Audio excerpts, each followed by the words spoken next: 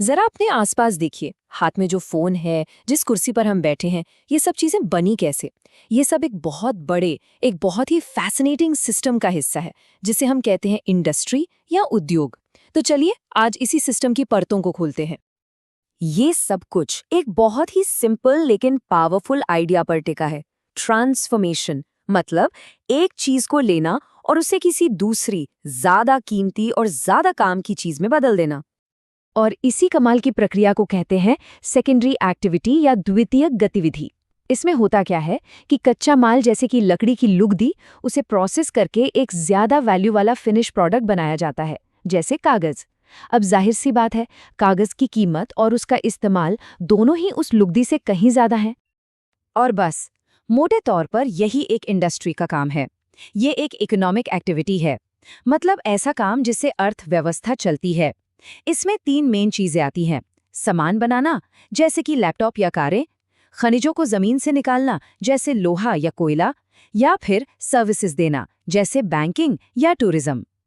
अच्छा, अब सारी इंडस्ट्रीज एक जैसी तो होती नहीं है। उन्हें ठीक से समझने के लिए अलग-अलग बेसिस पर बांटा जाता है। तो चलिए देखते हैं कि ये क्लासिफिकेशन, ये वर्गीकरण आखिर काम कैसे करता है। सबसे पहला आधार है कच्चा माल, मतलब रॉ मटेरियल। इसमें आते हैं एग्रो बेस्ड यानी कृषि पर आधारित उद्योग। ये वो इंडस्ट्रीज हैं जो अपने कच्चे माल के लिए खेतीबाड़ी और पशुओं पर निर्भर करती हैं, जैसे कि फूड प्रोसेसिंग, कॉटन के कपड़े बनाना या लेदर का सामान तैयार करना। फिर आते हैं मिनरल बेस्ड यानी खनिज आधारित उद्योग। जैसा नाम से ही पता चल रहा है, ये कच्चे माल के तौर पर मिनरल ओर्स यानी खनिज अयस्कों का इस्तेमाल करते हैं। इसका सबसे बड़ा एग्जाम्पल है आयरन और स्टील इंडस्ट्री। और देखिए, इंटरेस्टिंग बात यह है कि ये इंडस्ट्री अक्सर दूसरी इंडस्ट्रीज के लिए फीडर का काम करती है।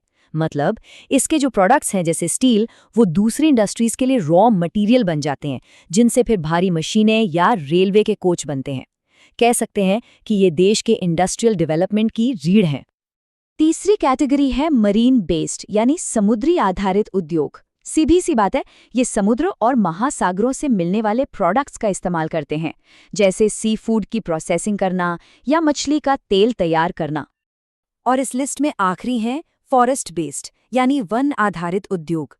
ये जंगलों से मिलने वाली चीजों पर चलते हैं, जैसे लकड़ी से फर्नीचर बनाना, कागज तैयार करना और हाँ, बहुत सी दवाइयाँ भी जो जड़ी बूटियों से बनती हैं।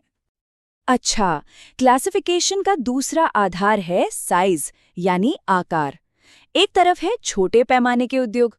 सोचिए, जैसे टोकरी बुनना या मिट्टी के बर्तन बनाना। इनमें पैसा और टेक्नोलॉजी दोनों कम लगते हैं और कारीगर ज्यादातर काम अपने हाथों से करते हैं। तो दूसरी तरफ है बड़े पैमाने के उद्योग, जैसे कार बनाने की फैक्ट्री। इनमें बहुत ज्यादा पैसा और एडवांस टेक्नोलॉजी लगती है और प्रोडक्शन भी बहुत बड़े लेवल पर होता है।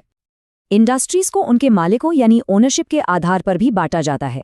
एक होता है प्राइवेट सेक्टर, जिसकी मालिक कोई एक व्यक्ति या लोगों का ग्रुप होता है, जैसे टाटा ग्रुप या जियो।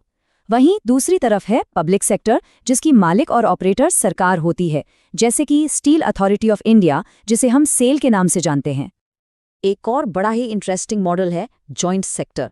इसमें सरकार और प्राइवेट कंपनी दोनों मिलकर किसी इंडस्ट्री को चलाते हैं। इसका सबसे क्लासिक एग्जाम्पल है मारुति उद्योग, जिसने भारत में गाड़ियों की दुनिया ही बदल दी। और फिर आता है कोऑपरेटिव सेक्टर यानी सहकारी क्षेत्र। इसकी सबसे खास बात यह है कि इसके मालिक और ऑपरेटर वही लोग होते हैं जो इसमें काम करते हैं, या तो वो जो कच्चा माल बना रहे हैं, या जो सप्लाई कर रहे हैं, या फिर जो वर्कर हैं। इसका जो भी मुनाफा होता है वो सब में बंटता है। इस बात को समझने के लिए अमूल से बेहतर कोई उदाहरण हो ही नहीं सकता। अमूल कोई प्राइवेट कंपनी नहीं है, ये एक कोऑपरेटिव है, जिसके मालिक खुद दूध बनाने वाले किसान और वर्कर हैं। इसका पूरा नाम है आनंद मिल्क यूनियन लिमिटेड, और इसी ने भारत में श्वेत क्रांति की नींव रखी थी। तो अब हम ये तो समझ गए कि इंडस्ट्रीज कितने तरह की होती हैं, पर अगला बड़ा सवाल ये है कि कोई फैक्ट्री लगाई कहाँ जाए, ये फैसला कैसे होता है। इसके पीछे एक पूरा समीकरण काम करता है, जिसे समझना बहुत जरूरी है। देखिए, किसी भी इंडस्ट्री की लोकेशन तय करने में कई फैक्टर्स का हाथ होता है। क्या वहाँ कच्चा माल आसानी से मिलेगा? काम करने के लिए लेबर है या नहीं? बिजली, पानी और जमीन का क्या इंतजाम है? क्या ट्रांसपोर्ट की अच्छी सुविधा है ताकि सामान मार्केट तक पहुंच सके? ये सारे सवाल बहुत अहम हैं। पर सवाल ये उठता है कि ये सारे फैक्टर्स मिलके किसी एक पूरे के पूरे इलाके की किस्मत कैसे बदल सकते हैं। होता यह है कि जब ये सारी चीजें किसी एक जगह पर एक साथ मिल जाती हैं, तो वो इलाका एक इंडस्ट्रियल हब, एक औद्योगिक केंद्र बन जाता है। भारत का छोटा नागपुर पठार इसका परफेक्ट एग्जाम्पल है।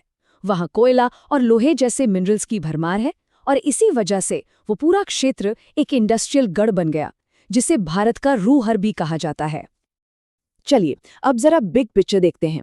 आखिर किसी भी देश की इकोनॉमी के लिए एक मजबूत इंडस्ट्रियल बेस होना इतना जरूरी क्यों है?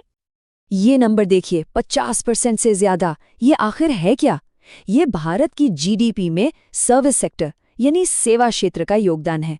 और ये आंकड़ा हमें भारत की अनोखी इकोनॉमिक जर्नी के बारे में कुछ बहुत जरूरी बताता है।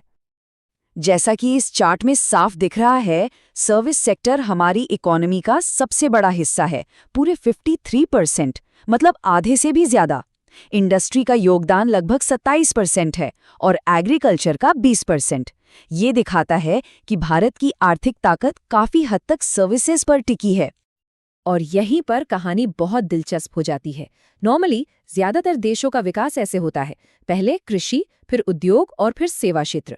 लेकिन भारत ने एक तरह से बीच का स्टेप, इंडस्ट्री वाला स्टेप पूरी तरह से पार नहीं किया और सीधे एग्रीकल्चर से सर्विस सेक्टर की ओर एक लंबी छलांग लगा दी। ऐसा हुआ 1990 के दशक के आर्थिक सुधारों और आईटी रेवोल्यूशन की वजह से, जिसने भारत को दुनिया का बैक ऑफिस बना दिया।